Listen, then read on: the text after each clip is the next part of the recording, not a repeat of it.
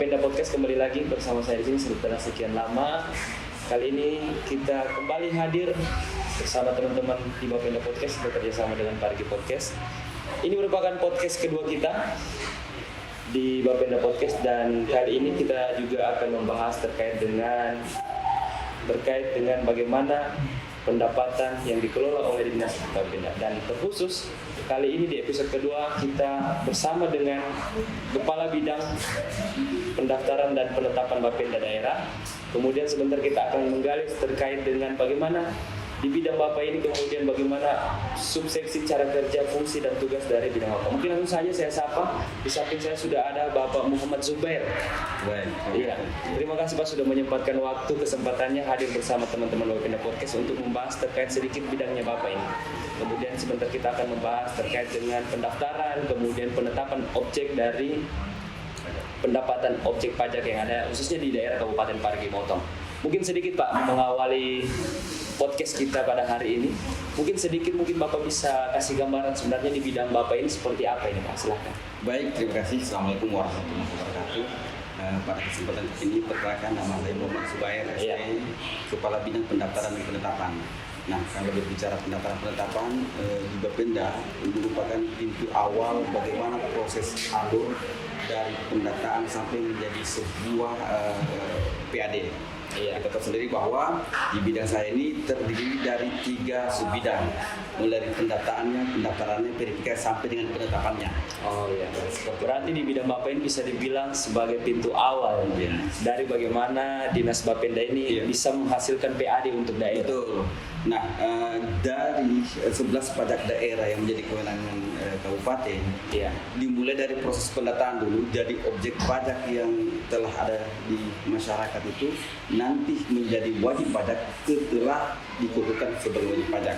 Nah, itu melewati proses pendataan dulu, berkas-berkas tentang apa kelengkapan yang dibutuhkan, kemudian bagaimana menjadikannya sebagai wajib pajak.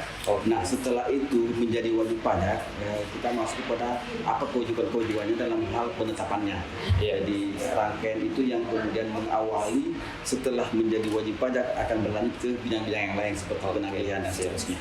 Berarti bisa dibilang di bidang Bapak ini juga merupakan salah satu poin penting di mana Bapak sebagai pintu sebelum Bapenda menghasilkan PAD untuk daerah, Bapak bisa melihat kemudian mengelola pendaftaran, kemudian menetapkan siapa saja objek wajib pajak itu.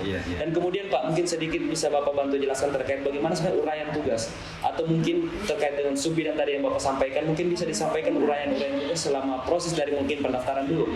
Kita bahas pendaftaran, bagaimana di bidang Bapak ini melihat pendaftaran dari objek pajak yang nantinya akan menghasilkan PAD itu, bagaimana proses dan uraian itu? Ya, baik, terima kasih. Nah, kalau kita melihat uraian tugas dan tupoksi di bidang pendaftaran, dari mulai pendataan dan pendaftaran, kemudian verifikasi dan penetapan. Nah, berawal bahwa kita berangkat dari 11 jenis pajak daerah yang menjadi kewenangan. Nah, kemudian kita melihat bahwa ketika di tengah-tengah masyarakat kita ada satu objek pajak yang menjadi kewenangan kita, maka kami dari bidang pendaftaran melakukan pendataan dulu.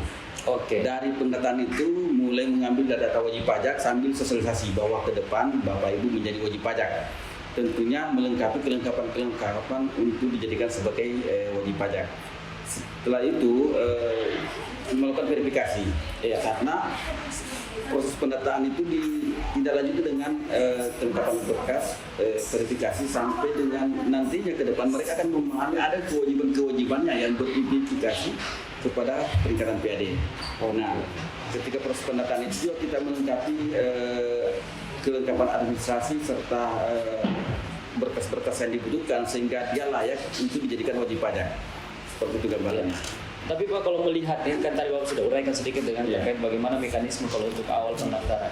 Kalau untuk dari bidangnya Bapak sendiri, apakah ada tim yang melihat di lapangan, misal kayak ada usaha A misal, mungkin ada timnya Bapak yang bisa melihat itu, atau mungkin orang yang sebagai objek pajak ini yang kita menunggu saja datang mereka untuk mendaftar, atau memang ada tim khusus yang di bidangnya Bapak untuk datang langsung melihat bagaimana sebenarnya objek-objek pajak yang selama ini tidak sadar mereka bahwasanya ada hal-hal seperti di bidangnya Bapak untuk pendaftaran, kemudian bagaimana nantinya bisa menghasilkan PAD untuk daerah melalui pajak itu. Jadi secara umum ada 2 mekanisme. Yang pertama memang kita rutin melakukan monitoring pendataan di lapangan. melakukan pemantauan di lapangan bahwa ternyata ada objek pajak baru. Yang kedua, biasanya juga ada laporan dari masyarakat ataupun teman-teman dari Bapenda sendiri yang ada di lapangan. Mereka melaporkan, kemudian kami menindaklanjuti, menurunkan tim. Kemudian bagaimana mendatangi objek pajak yang ada tersebut.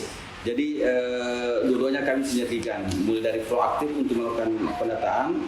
Ketika ada objek pajak baru, kita mendatangi wajib pajak ataupun adanya laporan bahwa di sini ada objek pajak baru yang belum ada di database kami.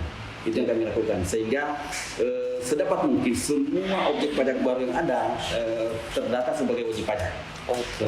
Tapi kalau di bidang Bapak bagaimana melihat objek wajib pajak baru ini? Apakah melihat mungkin usahanya yang bisa dibilang kategori di atas atau menengah, atau mungkin ada kriteria khusus di objek baru wajib pajak ini? Atau gimana? Secara umum kita melihat dulu jenis objeknya. Oh, jenis objeknya. Oke. Baru kemudian kita masuk ke apakah ini layak untuk kita jadikan wajib pajak. Oke. Berarti dilihat dari 11 wajib pajak tadi itu yang wajib pajak itu yang menjadi kewenangan kami. Ketika aktivitasnya berhubungan dengan 11 pajak itu, maka kita melakukan pendataan. Proses pendataannya juga itu terkadang kan masyarakat tidak lengkap dari sisi administrasi. Seperti sekarang kita dituntut untuk berbasis NIK, NPWP segala macam. Nah, kenapa? Karena ke depan kita akan single identity terkoneksi dengan Dukcapil, sehingga ketika kita memberi nama si A, maka semua objek pajak yang muncul. Dia punya data PBB-nya sekian, kemudian dia punya rumah makan seperti restoran, kemudian dia juga punya wallet dan seterusnya. Berarti by system dia Pak ya? Sistem.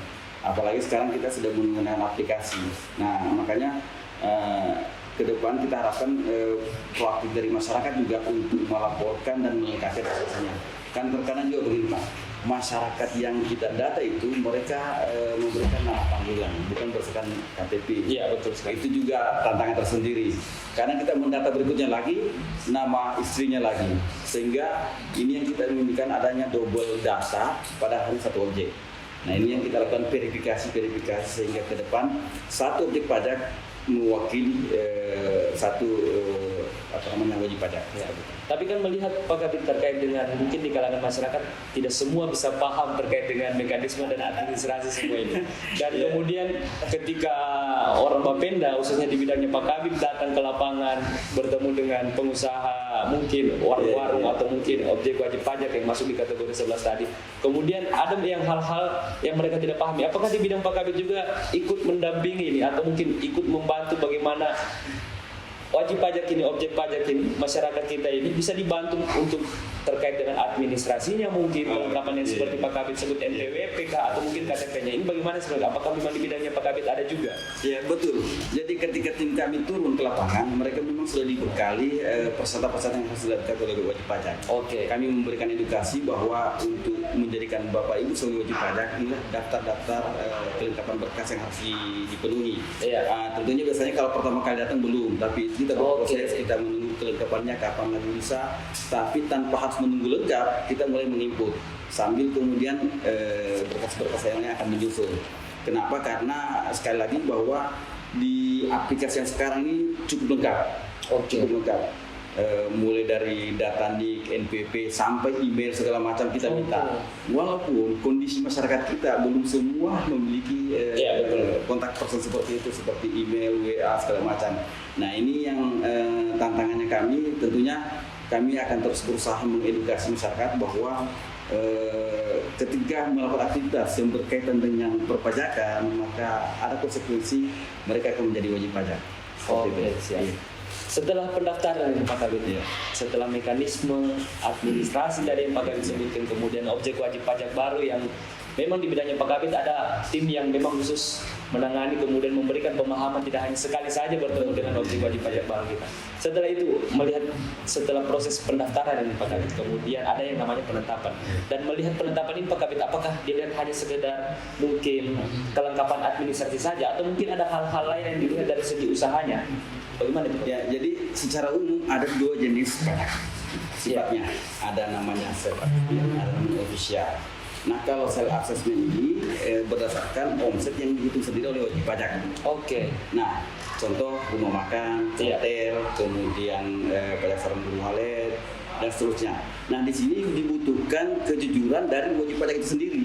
Oh, kenapa? Karena kami dari Bapenda tidak bisa mengetahui omsetnya, makanya dituntut objek pajak yang menjadi wajib pajak itu melakukan pencatatan. Namun lagi-lagi bahwa ini tantangan juga bahwa kondisi masyarakat kita setiap usahanya, contoh saja hotel, tidak semua memiliki administrasi yang lengkap tentang data orang yang masuk, berapa pendapatannya per hari, begitu rumah makan.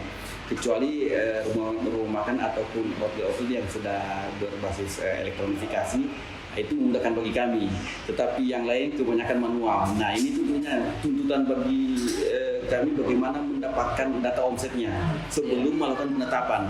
Nah lagi-lagi kita harus meminta mereka untuk melakukan pencatatan. Kenapa? Karena self assessment tadi mereka yang menghitung sendiri. Nah di sinilah dibutuhkan kejujuran dari wajib pajak itu. Nah yang kedua ada sifat pajak namanya official assessment. Ini yang dihitung secara official, secara kantor, secara jabatan.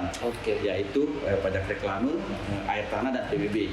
Kenapa? Karena ini memang tidak mampu dihitung oleh wajib pajak dan butuh keahlian, butuh penilai dan banyak kriteria-kriteria tertentu yang dimana wajib pajak sendiri tinggal menerima sekian ketetapan pajaknya. Contoh PBB. Karena ada variabel-variabel seperti bagaimana NJOP buminya, NJOP bangunannya, kita tidak menyerahkan kepada masyarakat untuk menentukan NJOP-nya seperti apa. Nah seperti itu gambarannya. Iya.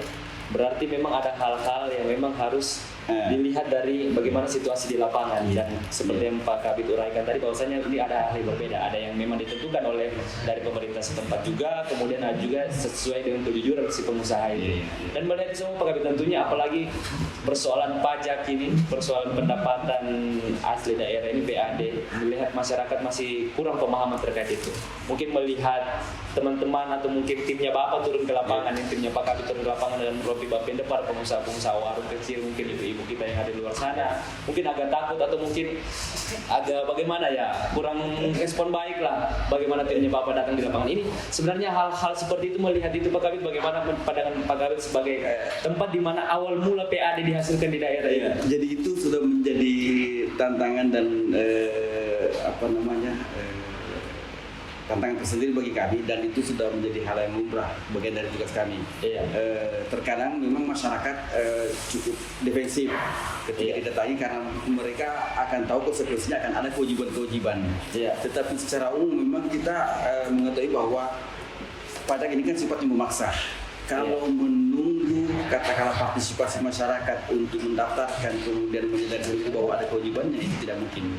Kenapa? Karena secara umum kita ingin bebas dari kewajiban-kewajiban. Tetapi kami akan lakukan terus edukasi dan sosialisasi bahwa hal ini bukan hanya di Parigi Motong.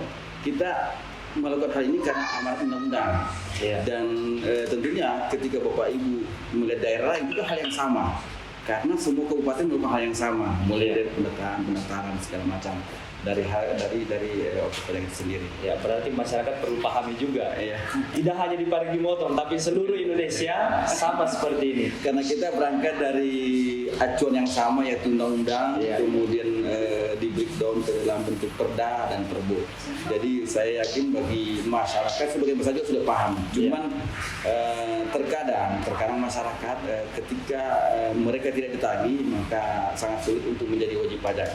Kecuali memang itu menjadi keharusan bahwa mereka membutuhkan administrasi pertanggungjawaban yang mensyaratkan adanya keterangan pajak. Oke, siap. Berarti tidak semua mungkin masyarakat. Kalau untuk di Parigi Motong ini sudah bisa dibilang lebih mayoritas, kebanyakan saya lihat. Apalagi kalau kita setiap masuk di warung-warung, kalau di Parigi Motong sudah saya lihat itu nota untuk pajaknya. Kemudian di hotel juga biasanya begitu. Berarti kita bisa melihat dan memberikan informasi kepada masyarakat bahwasanya wajib pajak ini bukan hanya di daerah kita, dan kemudian wajib pajak yang dipungut dari Bapak Ibu sekalian itu merupakan salah satu sumber pendapatan daerah. Dan nantinya akan menentukan pembangunan berkelanjutan yang ada di kabupaten kita. Nah, ini yang kami juga berikan edukasi kepada pemilik usaha bahwasanya yang membayar pajak itu bukan Bapak Ibu. Itu adalah konsumen. Contoh, saya kasih gambaran. Ketika kita masuk ke rumah makan, ada menunya katakanlah nasi goreng 10, kemudian muncul pajaknya 1.000. Nah 1.000 itu dibebankan kepada konsumen. Jadi pemilik usaha itu adalah wajib pungutnya. Jadi ketika dia tidak menyetorkan, maka ada daerah yang sama mereka yang mestinya masuk ke kas daerah yang 1.000 tadi. Nah, pemahaman masyarakat terkadang merasa bahwa saya membayar pajak, padahal yang betulnya adalah mas konsumen itu sendiri yang akan membayar pajak yang dititipkan ke pemilik usaha. Oke, berarti ada hal kecil yang harus diingat oleh para pemilik usaha ya. Tidak hanya pemilik, bahkan bisa dibilang bukan pemilik usaha yang membayar pajak. Betul. Tapi sebagai fasilitas untuk bagaimana konsumen nantinya ini membayar pajak melalui pemilik usaha. Kurang lebih seperti itu, Pak. Kita kasih gambaran, kalau mungkin pernah kita makan di Kentucky, McD, yang begitu keluar struknya, itu sudah dengan pajak. Itu sudah dengan pajak, otomatis. Ya. Nah, itulah yang kemudian dikumpulkan dan dilaporkan omset 1 bulan. Nah, yang menjadi tantangan ketika pencatatannya manual. Seakan-akan mereka mengeluarkan budget khusus untuk pajak, padahal mestinya kalau mereka includekan di daftar harganya dengan pajaknya, saya yakin tidak ada orang yang masuk dalam rumah kan kemudian tiba-tiba melihat pajaknya keluar, tidak mau makan, karena pertama juga pasti mereka sudah siap untuk membayar, yang kedua juga mungkin hanya gara-gara itu. Bagaimana kalau di tempat lain hal yang sama? Apakah mereka menunda untuk makan atau menginap? Nah, seperti itu gambarannya. Ya, berarti ada hal-hal yang memang harus kita luruskan informasi melalui podcast ini. Sudah lebih baik Pak Kabit hadir ini bisa membantu menjelaskan terkait bagaimana sebenarnya awal cerita, kemudian bagaimana mekanisme yang ada dalam pajak ini. Kemudian Pak Kabit, setelah tadi di bidangnya Pak Kabit menjelaskan terkait dengan pendaftaran kemudian penetapan. Setelah tahapan-tahapan itu, apakah tahapan selanjutnya setelah berbagai macam prosedur atau mungkin tadi sub bidang yang tadi Pak Kabit jelaskan, itu mulai dari awal pendaftaran hingga ditetapkan bahwa mungkin usaha ini atau mungkin objek ini sebagai wajib pajak ini beberapa tahapan yang dilalui. Kemudian bagaimana setelah tahapan-tahapan itu, bagaimana cara menetapkan bahwa ini sudah bahwasanya ini usaha wajib pajak? Nah, kalau sudah melewati proses pendaftaran ada pengukuhan. Nah, kemudian tahapan selanjutnya adalah kita mendapatkan laporan omset. Kalau dia self assessment, kemudian kita membuatkan ketetapan. Jadi dia yang melaporkan omsetnya, kemudian wajib pajak dari omset wajib pajak tadi kita membuat penetapannya sesuai dengan tarif, karena tarifnya beda-beda. Katakanlah kalau omsetnya rumah makan 5 juta, ketika tarifnya 10%, maka ada 500.000 hak daerah yang harus mereka keluarkan, yang harus mereka sisihkan. Nah, kalau untuk pajak yang sifatnya ofisial, contoh reklame. Reklame kita itu banyak sekali objek-objek reklame.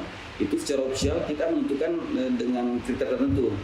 Contoh apakah dia berdasarkan zonanya, kemudian jenis reklamenya.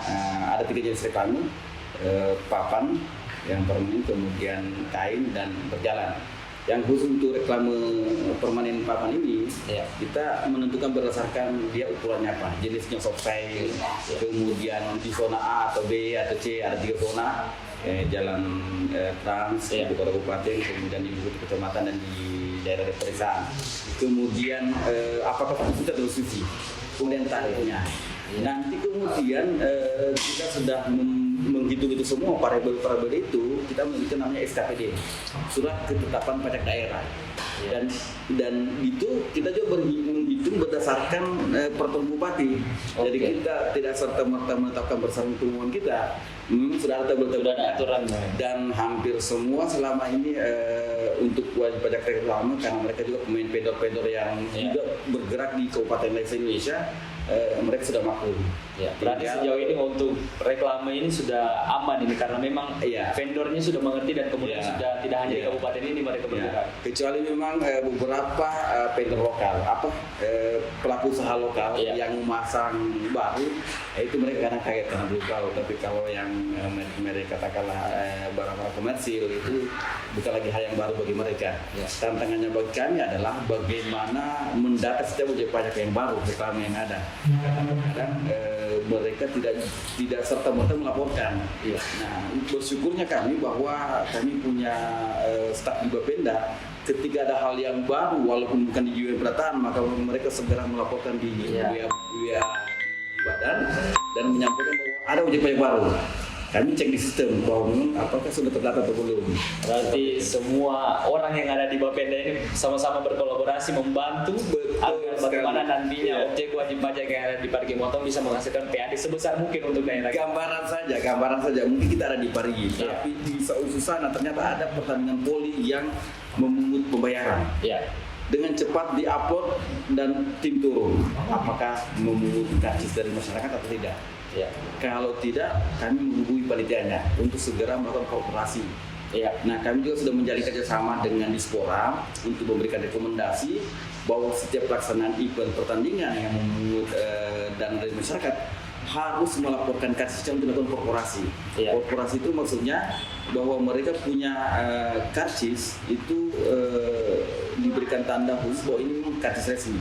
Ya. Seperti itu. Berarti juga perlu diingat jangan sampai nanti ada karcis-karcis yang beredar tidak sepengetahuan Bapenda, kan biasanya ada juga seperti begitu. Nah, di situ pentingnya korporasi. Kita akan mengetahui apakah karcis ini legal atau ilegal. Ada capnya, kemudian ada lubang tertentu yang memberikan kode, kemudian nomor serinya dan segala macam. Nah, kita juga memudahkan bagi kami untuk menghitung untungnya. Karena di situ sudah tertera bahwa tarifnya sekian. Oke. Berarti bisa dibilang di bidangnya Pak Kabid ini salah satu bidang yang paling penting di dalam menghasilkan PAD daerah. Jadi memang pintu awal untuk menentukan bahwa apakah ini objek pajak ini layak menjadi wajib pajak. Baru tuntutannya kemudian akan menjadi wajib pajak, kemudian dilakukan penetapan, baru teman-teman di penagihan.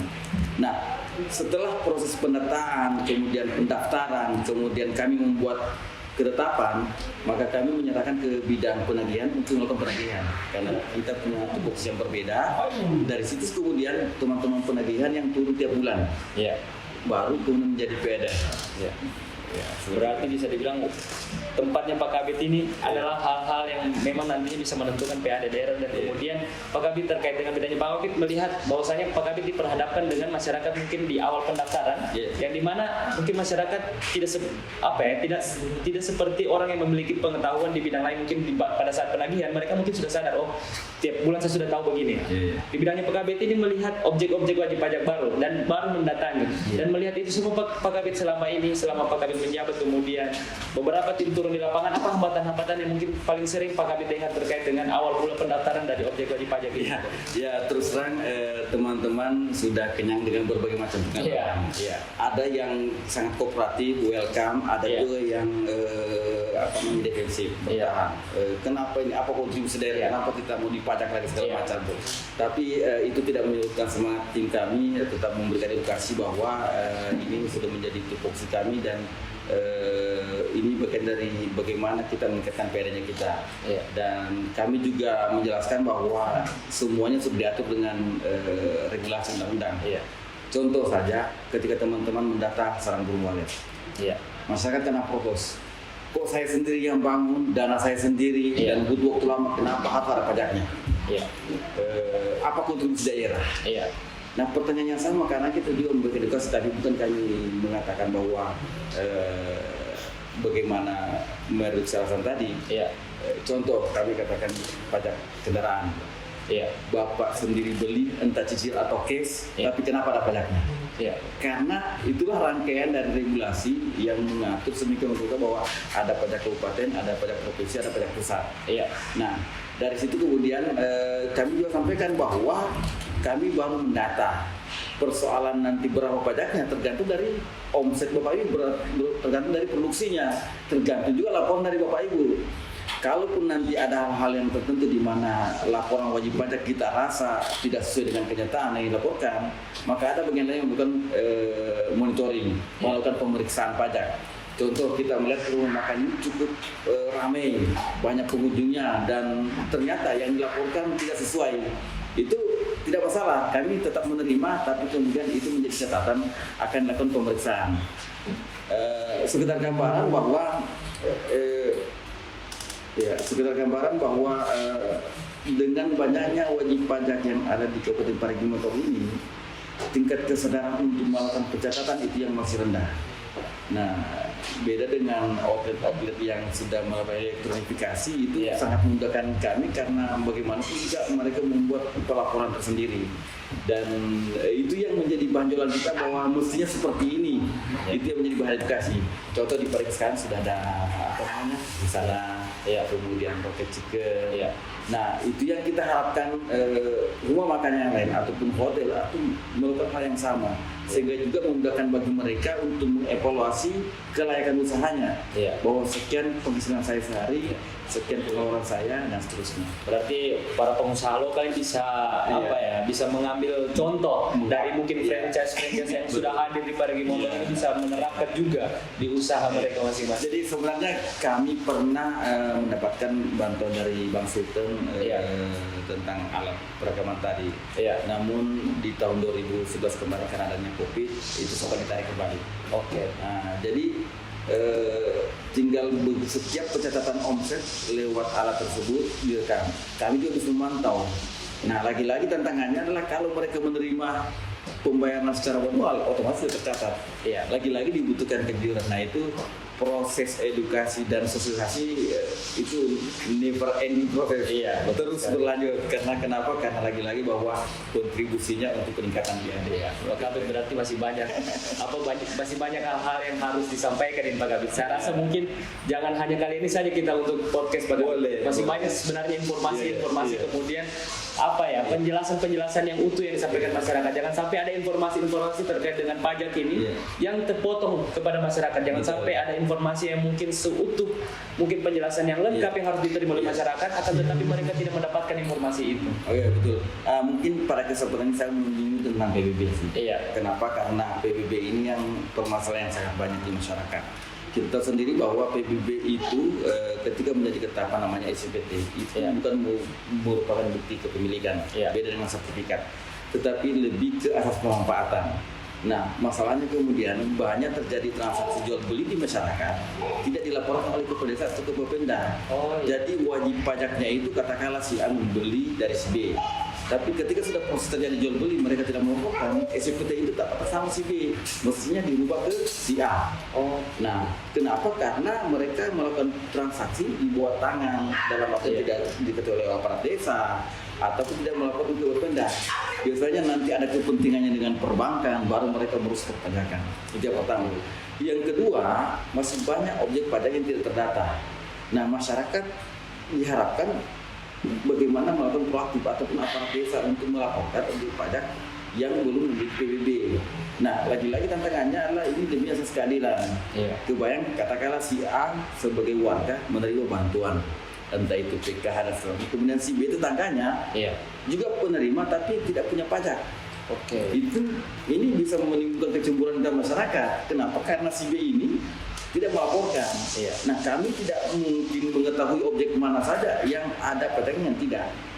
Nah, masyarakat bisa melakukan proaktif ataupun aparat desanya yang melakukan pendataan secara mandiri. Iya. Kami juga secara rutin juga mengirim tim apabila ada desa-desa tertentu yang meminta kita membuat tim pendataan, khususnya desa-desa yang kalau kita lihat antara jumlah kakaknya penduduknya tidak sebanding dengan jumlah PBB-nya. Itu kita melakukan pendataan. Nah, proses selanjutnya adalah ada namanya pemutahiran. Setelah menjadi wajib pajak awalnya tanah kosong, PBB-nya ini kemudian ada rezekinya membangun, otomatis dilakukan pemutahiran. Nah, pasti pajak PBB-nya akan berbeda, Iya. kan? Dari tidak ada bangunan, tidak ada bangunan. Iya. Kemudian dari ada bangunan lagi terjadi lagi peningkatan, mungkin dari non permanen menjadi permanen, 2 tingkat, 3 tingkat, itu berubah lagi. Jadi prosesnya terus berkesinambungan dari mulai pendataan, pemutahiran. Nah, kemudian terkadang ada jual beli di mana masyarakat itu lahan ini terbagi dua. Yang pembelinya itu tidak didaftarkan sebagai wajib pajak baru. Nah, mestinya itu dilaporkan juga bahwa ketika satu bidang itu dia jual sebagian, maka ada objek pajak baru yang muncul. Sementara yang lama akan dikurangi losanya sesuai dengan yang dijual, yang tersisa. Iya. Nah, inilah yang kemudian kita butuhkan bagaimana masyarakat proaktif melaporkan ketika ada perubahan objek pajak. Ya. Kami juga tentunya berharap kerjasama dari aparat desa mereka yang mengetahui kondisi di wilayahnya ketika ada perubahan-perubahan kepemilikan. Nah, memang sekali lagi bahwa PBB ini bukan asas kepemilikan, tapi lebih ke pemanfaatan. Karena ketika dilakukan pendaftaran, di skopnya itu akan dicantumkan apakah dia pemilik, penyewa, pengelola, bahkan dalam kondisi sengketa siapa yang menguasai. Nah, seperti itu. Ya, berarti kolaborasi dibutuhkan dalam Ya, PBB ini, apalagi wajib pajak melibatkan mungkin pengetahuan dari aparat desa, kemudian proaktif peranan masyarakat juga. Nah, jadi mungkin segala kompleksitas yang ada di bagiannya Bapak pendaftaran dan penetapan mungkin bisa nanti kita bahas lebih lanjut, Pak. boleh. Mungkin terkait dengan sebelum kita akhir terkait pembahasan pendaftaran kemudian penetapan objek wajib pajak 11 pajak yang Pak Kabit sebutkan tadi, mungkin sedikit penyampaian terakhir untuk ke masyarakat, bagaimana pengetahuan ini bisa tersampaikan secara utuh, kemudian beberapa pesan-pesan penting terkait dengan mungkin bagaimana objek pajak ini bisa mengerti bahwasanya ada proses-proses mekanisme yang harus mereka pahami, kemudian harus mereka tepati, kemudian kelengkapan terkait dengan bagaimana objek wajib pajak ini bisa nantinya menghasilkan PAD untuk daerah kita. Silakan Pak Kabit. baik, terima kasih. Nah, lewat kesempatan ini yang sangat bagus ini, kami tentunya sangat berharap bahwa kepada seluruh masyarakat Kabupaten Parigi Motong, mari kita membantu daerah dengan proaktif melakukan proses pendaftaran terhadap objek pajak yang menjadi kewenangan daerah. Nanti tentunya kami akan menurunkan tim yang akan melakukan pendataan, dan bagi Bapak Ibu sekalian, kami harap bantuannya, kerjasamanya, kolaborasinya agar tim yang turun di lapangan itu memberikan data-data yang dibutuhkan agar proses penetapan sebagai wajib pajak bisa lancar.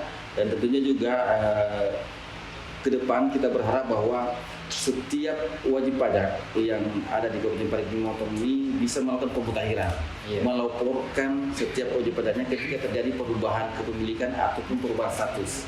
Karena ini juga menjadi tantangan bagi kami bagaimana mereview dan melakukan perbaikan data sehingga objek pajak itu sesuai dengan wajib pajak yang terdata dari awal.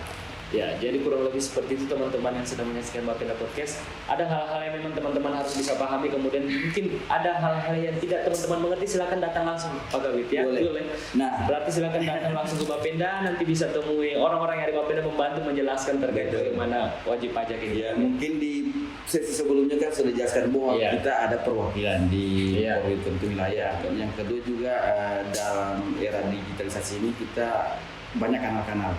Kita ada website, ada pengaduan, ada WA, dan saya yakin WA teman-teman Bapenda ini tersebar di semua aparat desa. Aparat desa.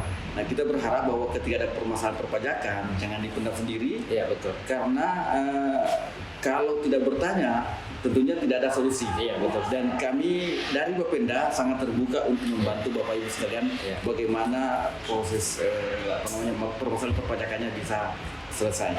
Berarti pada intinya Bapenda terbuka luas terkait dengan informasi-informasi yang memang dibutuhkan oleh masyarakat.